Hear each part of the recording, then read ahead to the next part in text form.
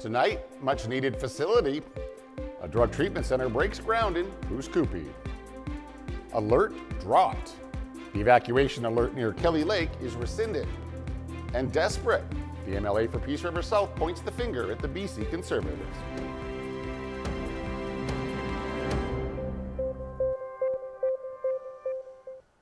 Good evening and thank you for joining us. And we begin tonight with a groundbreaking ceremony for a drug treatment center in Coopee. After years of planning, construction is about to begin on the much needed facility. While I've yet to meet a single person who does not believe that this facility is needed and that it won't have a positive impact on the entire region, it has also been met with trepidation. One statement that I often do hear, even now, is I think it's great and this is definitely needed, but I just wish it wasn't in my community or my area or my backyard. The province officially breaking ground on the construction of the North Wind Wellness Center project. The Addiction Treatment and Recovery Center will offer 55 spaces, incorporating First Nations healing practices with clinical care. The 3,200 square meter facility aims to provide trauma-informed and culturally safe care to people 19 years of age and older. Throughout the stages of recovery, BC's health minister says the facility is a step forward in bringing a more inclusive health system to British Columbia. The system is expected to open sometime this winter. The province announcing a new long-term care home for the city of Fort St. John.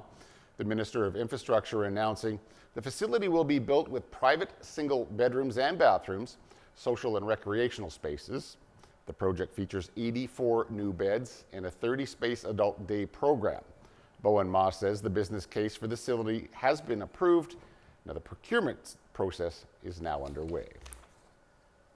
The remaining evacuation alert for properties near the Kiskatinaw River wildfire has been canceled. The fire is currently being held and is listed at more than 266 square kilometers in size. The Peace River Regional District saying an evacuation alert or order may be reissued if the wildfire situation changes or worsens, but with no alerts in place, the Regional District has deactivated its Emergency Operations Center. The BC Wildfire Service says the Prince George Fire Center has received up to 100 millimeters of rain. They say favorable weather has aided in the fight against the fire. Residents are being reminded that a Category 2 and 3 open fire ban remains in place. The Wildfire Service still has an area restriction in effect, which applies to Crown land. And the fire burning west of Fort Nelson is no longer a wildfire of note. Recent rain there has helped to remove the Summit Lake fire as the last remaining wildfire of note in British Columbia.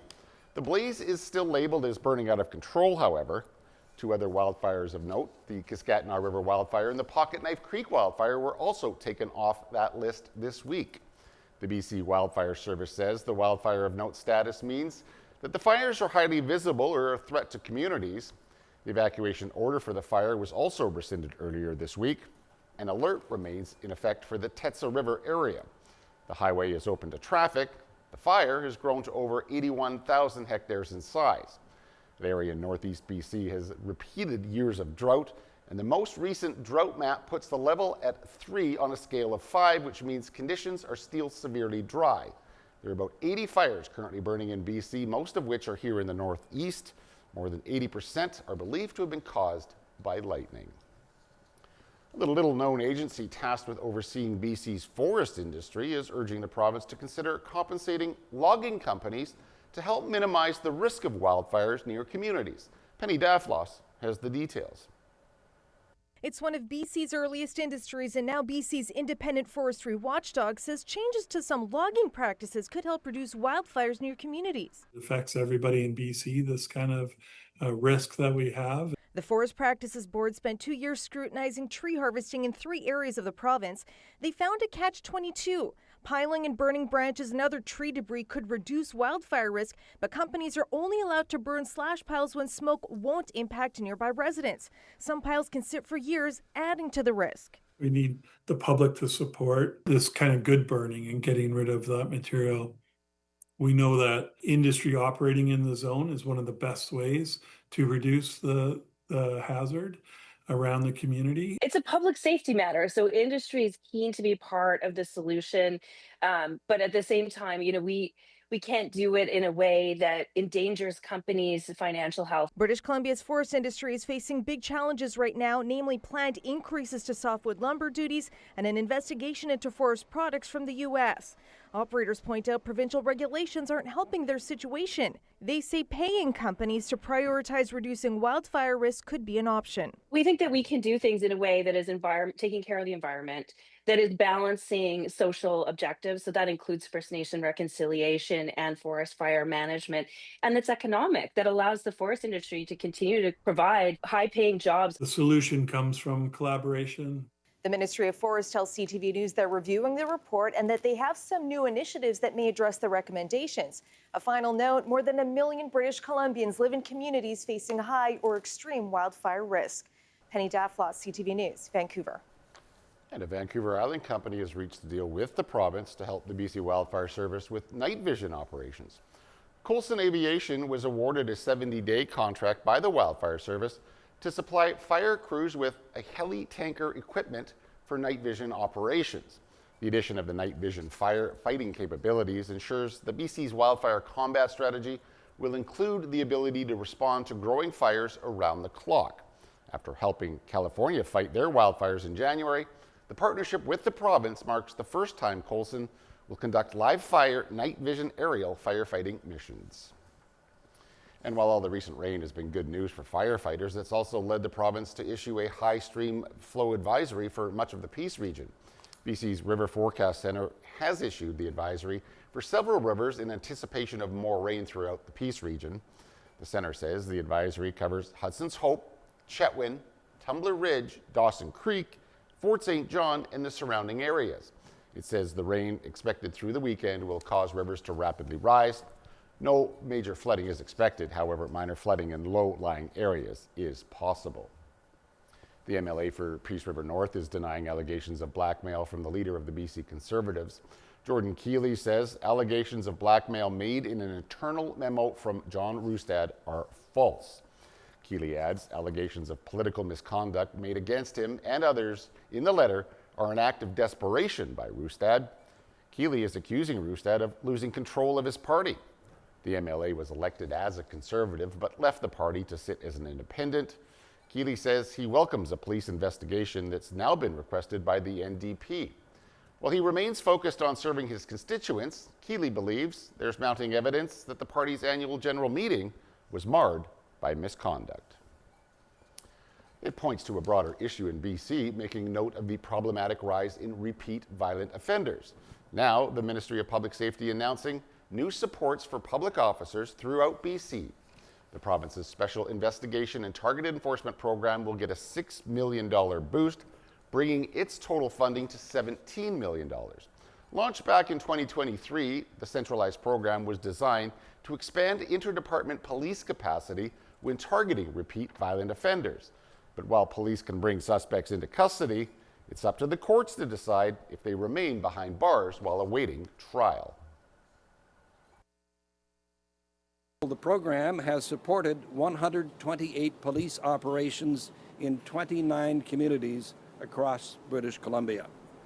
It's facilitated 5,400 investigations of individuals, with our police recommending 2,600 charges to Crown Counsel. The financial boost is part of the province's $235 million investment into community safety over the next 3 years.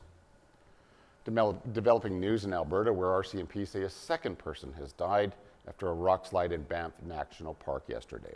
Parks Canada says no one else is believed to be missing. CTV's Mark Villani is near the scene and spoke with a survivor.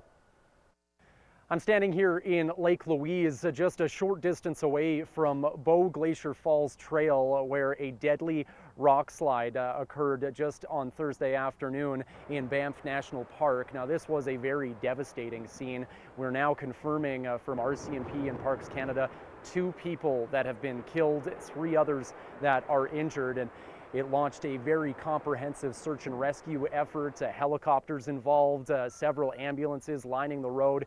This was a big panic we're hearing from those that did survive this. Authorities also confirming right now that they don't believe anybody else to be missing. Now, earlier today, we did speak with one of those survivors, Elizabeth Jackson. She was out there solo yesterday with her dogs in tow. She described this moment of terror when she heard rocks cracking from above, and then all of a sudden, the moment she had to run for her life. And I just looked over my left shoulder and saw this whole slab of rock. It looked like a multi-story building coming down. Yeah, and as soon as it started, I mean, it was a huge piece. It just started falling, and when it was hitting the ground, it was starting to crumble and burst into boulders, and it was just a blur from there. I just got up and I ran. Jackson says that she ran through a cloud of dust and debris. Several people, she say, were sprawled out throughout the trail. Some people trapped underneath rocks, others just in complete shock as she came back to try and help them while waiting for helicopters to arrive. Now, geologists we spoke with say that years of water seeping into the fractured rock is likely what triggered this slide, a very natural but also a dangerous process. Now, the trail to Bow Glacier Falls does remain closed at this time, while other nearby routes have since reopened. For now, though, Parks Canada saying take extreme caution, make sure that you are safe and respecting all trail closures at all times. Mark Villani, CTV News in Lake Louise. Staying in Alberta, measles cases in that province are continuing to climb. It's now the second province in Canada after Ontario to register more than 1,000 measles cases this year. 24 new cases were confirmed today, 14 of them in the North Health Zone. That pushes the total number of cases to 1,020. Alberta's routine immunization schedule is recommending that children get a first dose at 12 months of age and a second dose at 18 months. To Ottawa, where the House of Commons has passed legislation intended to help tackle internal trade barriers, the One Canadian Economy Act also gives the government sweeping new powers to approve major projects. And that sparked concern among many Indigenous groups who say they have not been consulted. Some say more time is needed. Others want the legislation scrapped altogether. The legislation passed with the support of the Conservatives. The Prime Minister wanted to get the bill through the House of Commons before the end of the day. Today was the last day before Parliament breaks for the summer break.